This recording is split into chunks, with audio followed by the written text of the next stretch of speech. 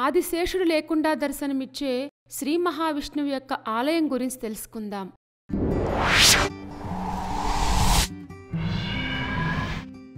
స్థలసైన పెరుమాళ్ ఆలయం లేదా తిరుకడల్మలై ఆలయం.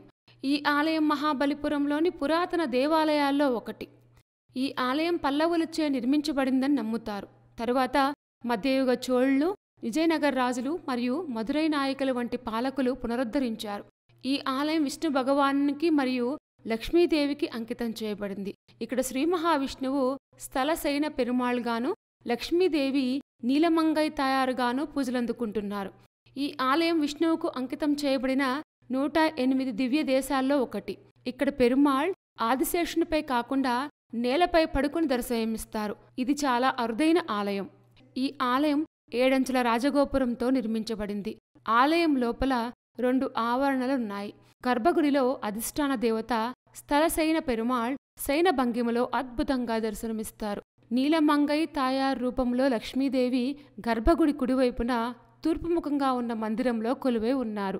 గర్భగుడి చుట్టూ మొదటి ఆవరణలో ఆండాళ్, లక్ష్మీ నరసింహస్వామి, రాముడు మరియు ఇతర ఆళ్వార్ల మందిరాలున్నాయి. రాముని మందిరానికి ఎదురుగా హనుమంతుని మందిరం ఉంది. ఈ ఆలయం యొక్క స్థలపురాణం గురించి తెలుసుకుందాం. పుండరీక మహర్షి పాలసముద్రంలో ఉన్న విష్ణుమూర్తిని 108 తామర పుష్పాలతో పూజించాలనే సంకల్పంతో సముద్ర తీరానికి వెళ్లారు.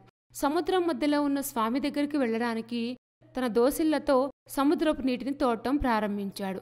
ఇలా కొన్ని వందల సంవత్సరాలు గడిచాయి, కానీ సముద్రపు నీరు తగ్గలేదు.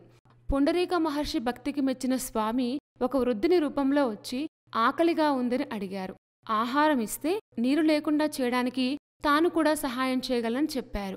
అది విన్న మహర్షి తామర పువ్వులతో నిండిన బుట్టను అక్కడే ఉంచి పెరుమాళ్కు ఆహారం తీసుకురావడానికి వెళ్లారు. ఆహారంతో పాటు వచ్చిన మహర్షికి వృద్ధుడు కనిపించలేదు మరియు సముద్రంలో నీరు కూడా లేదు.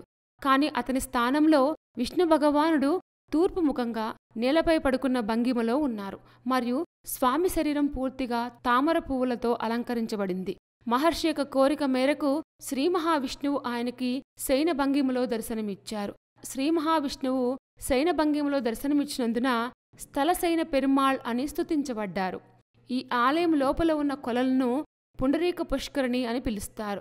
దాని మధ్యలో చిన్న స్తంభాల మంటపం కూడా ఉంది. ఈ అద్భుతమైన ఆలయం చెన్నై నుండి 56 కిలోమీటర్లు మరియు పాండిచ్చేరి నుంచి 95 కిలోమీటర్ల దూరంలో ఉంటుంది. ఆదిశేషుడు లేకుండా దర్శనమిచ్చే శ్రీ మహావిష్ణువు యొక్క ఆలయం చాలా ఇంట్రెస్టింగ్గా ఉంది కదూ. ఇలాంటి మరిన్ని విశేషాల కోసం మా ఛానల్ సబ్స్క్రైబ్ చేసుకోండి.